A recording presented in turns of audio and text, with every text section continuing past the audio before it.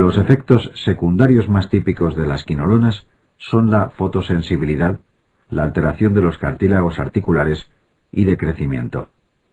Pueden producir también roturas tendinosas, siendo la más frecuente la del tendón de Aquiles por la elevada tensión que soporta. Dado que atraviesan la barrera hematoencefálica, pueden causar insomnio y sensación de inestabilidad.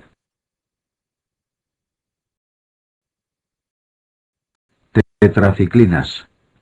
Las tetraciclinas son antibióticos bacteriostáticos.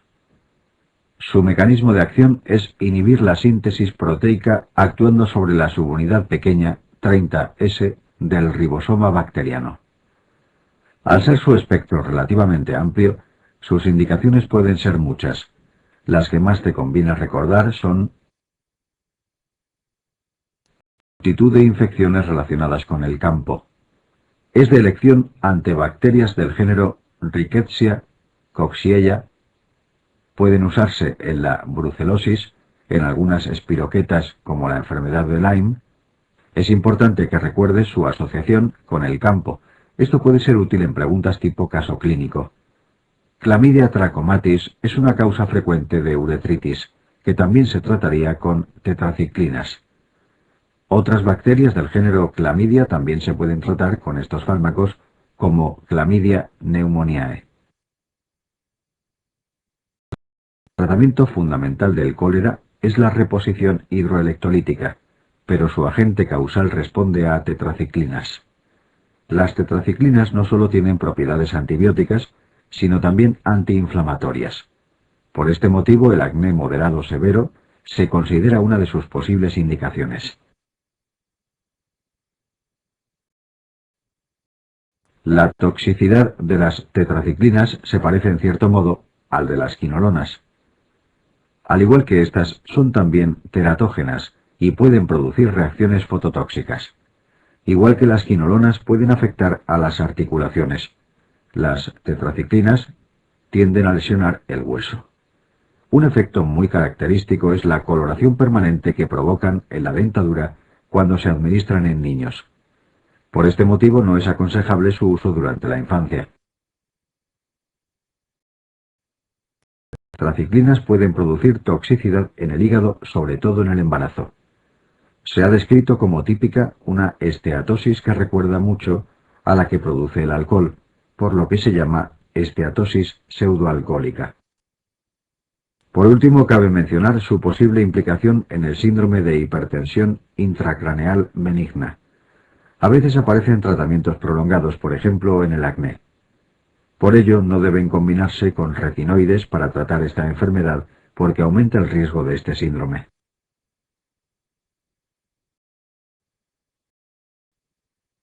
Macrólidos. Los macrólidos son antibióticos bacteriostáticos. Su mecanismo de acción es similar al de las tetraciclinas, impidiendo la síntesis proteica. No obstante, la subunidad ribosómica sobre la que actúan es la grande 50S. De hecho, las indicaciones de los macrólidos y tetraciclinas es similar porque los dos son útiles para microorganismos intracelulares. Las más típicas de los macrólidos son la legionela, el micoplasma y la clamidia. Recuerda que para la legionela actualmente se prefiere el levofloxacino. Otra típica pregunta es, ¿qué tratamiento emplearías en alérgicos a betalactámicos? La respuesta suele tratarse de un macrólido. Ten en cuenta que esto es una regla general. En algunos casos puede ser preferible otro antibiótico, pero generalmente se procede de esta forma. Existen algunos macrólidos con características especiales. De cada uno debes conocer. La eritromicina tiene especial tendencia a producir flebitis si se administra intravenosa. La claritromicina es el antibiótico más activo frente a Helicobacter pylori. La acitromicina es el macrólido más activo frente a clamidia y a Haemophilus. Por este motivo, un tratamiento empírico frente a una uretritis podría ser ceftriaxona, para cubrir el gonococo, y acitromicina pensando en clamidia. efecto secundario más frecuente lo constituyen las molestias gastrointestinales. Esto es especialmente cierto en el caso de la eritromicina, que es un análogo estructural de la motilina. Por este motivo, hace muchos años se utilizaron macrólidos para la gastroparesia diabética al acelerar el tránsito. Efectos menos frecuentes son la toxicidad auditiva y la hepatotoxicidad. Recuerda que hasta ahora ya hemos mencionado 3 grupos de fármacos tóxicos para el oído: aminoglucósidos, glupopéptidos y macrólidos.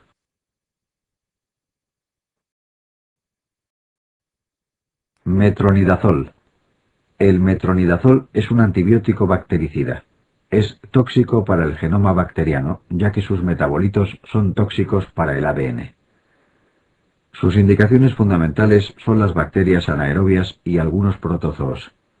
Dentro de las bacterias anaerobias destacan algunas muy preguntadas en el examen. A continuación mencionaremos cuáles son y sus detalles más preguntados para que te sirva de repaso. Clostridium difficile, agente causal de la colitis pseudomembranosa. También es útil frente a otras bacterias del género Clostridium. Género Bacteroides, que suelen ser resistentes a penicilina y derivados. Gardnerella vaginalis, causante de la vaginosis bacteriana. Recuerda el típico olor a pescado podrido. Los protozoos cabe mencionar Giardia lamblia. Recuerda que este microorganismo se asocia al déficit selectivo de IgA. Etamoeba histolítica. Debes asociarlo con viajes a zonas como la India. Recuerda que puede producir síndromes disentéricos y abscesos hepáticos. Trichomonas vaginalis, que produce vaginitis con intenso prurito y flujo vaginal espumoso. Efectos secundarios más frecuentes, como en muchos fármacos, son gastrointestinales. Sin embargo, los más importantes para el examen son alteraciones neurológicas. Recuerda que el metronidazol atraviesa muy fácilmente la barrera hematoencefálica. Por ello es posible que produzca convulsiones y en algunos casos encefalopatía. También puede producir neuropatía periférica. Durante el embarazo y la lactancia no debe administrarse este antibiótico. Es especialmente peligroso durante el primer trimestre de la gestación. El paciente debe evitar el alcohol durante el tratamiento con metronidazol, ya que produce efecto antabús. Aminoglucósidos. Los aminoglucósidos son antibióticos bactericidas. Su mecanismo de acción consiste en inhibir la síntesis proteica, actuando fundamentalmente sobre la subunidad 30S. Su principal indicación son infecciones por gérmenes gram negativos. No obstante, no debes olvidar que cuando se combinan con betalactámicos, se potencian mutuamente obteniéndose una acción sinérgica. Por este motivo, pueden combinarse con la cloxacilina en el tratamiento de la endocarditis estafilocócica, entre otros muchos ejemplos. Sin embargo, para lo que no tienen indicación alguna, son las bacterias anaerobias. Frente a ellas carecen totalmente de actividad.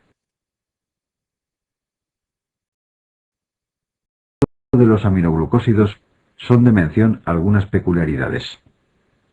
La gentamicina es el más clásico y conocido. La tobramicina es similar, pero con mayor actividad frente a pseudomonas. La amicacina es el mejor frente a pseudomonas, y también el menos afectado por las resistencias bacterianas. La estreptomicina se reserva para indicaciones muy concretas como la peste, el muermo y la brucelosis. La toxicidad de los aminoglucósidos es considerable. Además, al ser de administración parenteral, se reservan para infecciones de cierta gravedad. Los efectos adversos más preguntados son la nefrotoxicidad y la ototoxicidad. Estos efectos los comparten con la vancomicina. La nefrotoxicidad es reversible, mientras que la ototoxicidad no lo es. Esto es algo bastante lógico, puesto que las células tubulares del riñón regeneran con relativa facilidad cuando son lesionadas. En cambio, las células ciliadas que están en la cóclea tienen mucha menor capacidad de regeneración. Ten en cuenta que son neuronas modificadas. El bloqueo neuromuscular no es tan importante como estos dos efectos, pero no debes olvidarlo. Es el motivo por el que no son aconsejables en pacientes con miastenia gravis.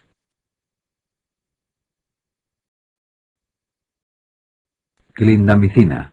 La clindamicina pertenece al grupo de las lincosaminas. Es un antibiótico inhibidor de la síntesis proteica que actúa sobre la subunidad ribosómica 50S. En cuanto a su espectro, ofrece una buena cobertura frente a gram-positivos y anaerobios, pero no es un buen antibiótico frente a gram-negativos. Entre sus efectos secundarios, lo más frecuente son las molestias digestivas.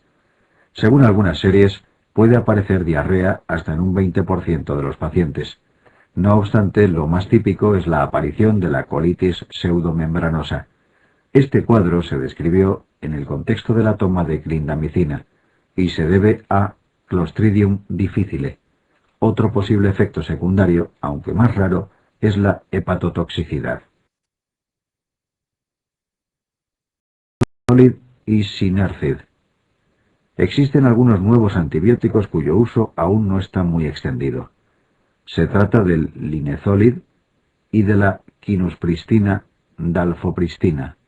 Para evitar el trabalenguas a este último se le llama Sinercid, su nombre comercial. Su espectro se limita a gérmenes gram-positivos. Por ello, en clínica suele reservarse para infecciones por microorganismos multiresistentes como estafilococos y enterococos. Fármacos antituberculosos. Los fármacos antituberculosos son muy preguntados en el examen. Aunque en infecciosas los verás con más detenimiento, vamos a mencionar lo más importante para que te sirva de repaso o introducción. Te adjuntamos una tabla resumen para simplificarte el estudio. Basta que conozcas los fármacos de primera línea, los otros son bastante menos importantes. La isoniazida es el más importante de los fármacos antituberculosos. Su toxicidad más importante es hepática, sobre todo al combinarse con rifampicina, lo que es habitual. Puede producir también neuropatía periférica, que puede prevenirse con piridoxina, vitamina B6. La rifampicina es también hepatotóxica. Recuerda que cuando se toma, las secreciones se vuelven naranjas, como sucede con la orina y las lágrimas. También es típico de ella el síndrome pseudogripal. La cinamida tiene un efecto secundario muy característico, la hiperuricemia. A nivel analítico, en ocasiones es aprovechado por los clínicos para comprobar que el paciente realmente toma el tratamiento. El etambutol es el único antituberculoso de primera línea que es bacteriostático. Todos los demás son bactericidas. Si tienes que recordar un efecto secundario, que sea la neuritis óptica. La streptomicina es un aminoglucósido y como tal es ototóxico y nefrotóxico. No obstante, es el menos empleado de los fármacos mencionados.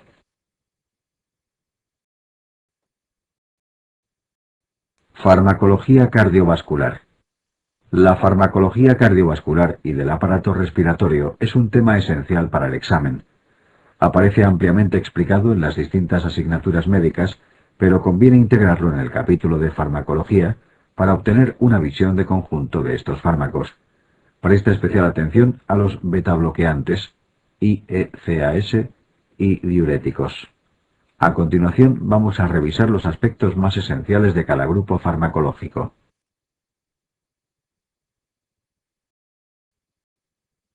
Betabloqueantes.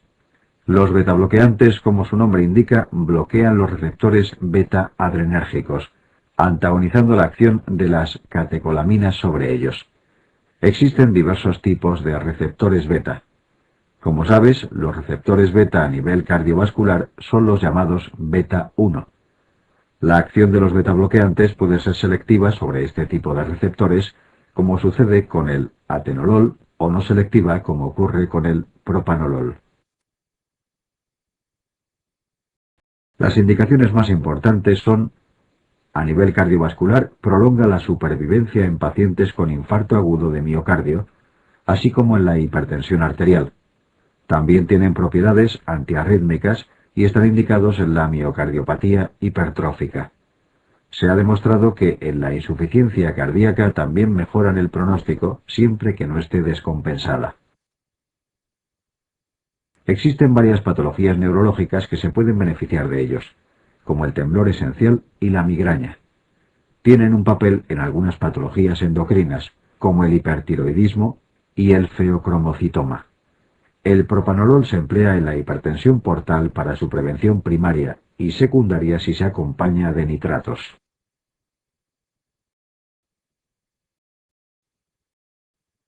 Como hemos visto, las indicaciones de estos fármacos son numerosas, pero sus contraindicaciones no lo son menos.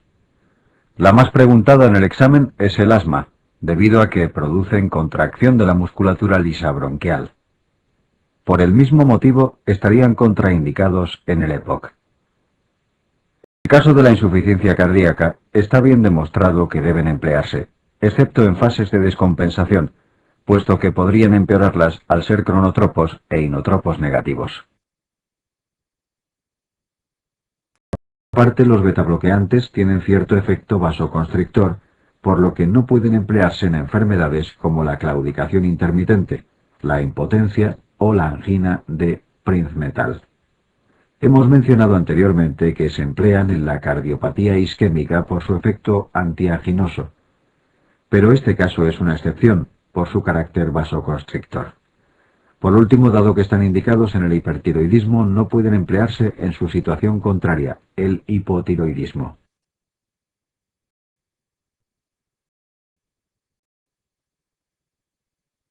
Diuréticos. Mecanismo de acción. Los diuréticos son un grupo de fármacos esenciales para el examen. Vamos a comenzar repasando su mecanismo de acción. Los diuréticos del asa actúan sobre la parte ascendente del asa de Henle. A este nivel impiden la reabsorción de sodio, cloro y potasio, por lo que aumenta la eliminación urinaria de estos iones. El ejemplo más clásico es la furosemida. Las tiacidas son diuréticos que actúan en el túbulo contorneado distal. A este nivel impiden la reabsorción de sodio y cloro. Junto a esta bomba de sodio y cloro existe un intercambiador de sodio-calcio sobre el que también actúan, pero esto lo veremos más adelante.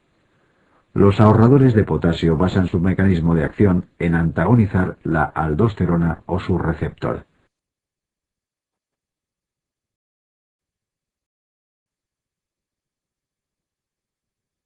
Los diuréticos más potentes son los del asa seguidos de las tiacidas. En último lugar estarían los ahorradores de potasio.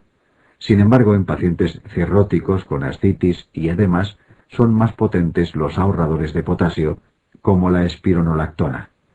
Esto se debe a que en estos pacientes, por su hipovolemia, existe un importante hiperaldosteronismo secundario que impide que orinen. Por ello, la espironolactona es el más eficaz en este cuadro clínico.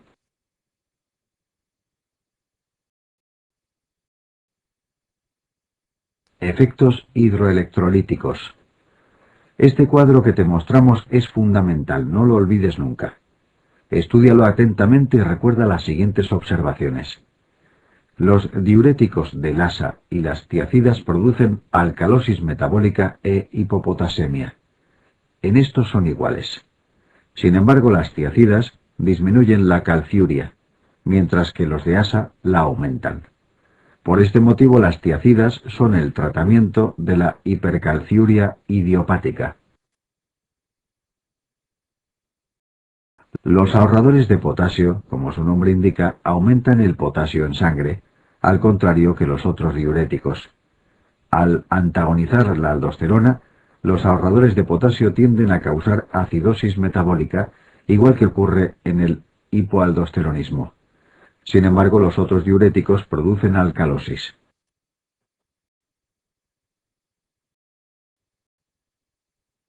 Efectos adversos y observaciones. Para concluir con los diuréticos, te presentamos otra pequeña tabla con algunos efectos secundarios muy típicos de cada grupo. Observa especialmente lo que ocurre con la espironolactona. Tiende a producir impotencia y ginecomastia. Esto se debe a su acción antiandrogénica. Últimamente ha aparecido un nuevo antagonista de la aldosterona llamado eplerenona, cuyas indicaciones son las mismas, pero que carece de este efecto.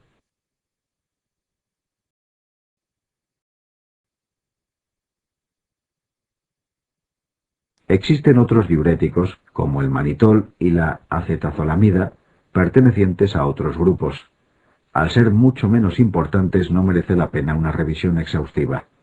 Recuerda que el manitol es un diurético osmótico y que la acetazolamida es un inhibidor de la anhidrasa carbónica, por lo que aumenta la excreción urinaria de bicarbonato.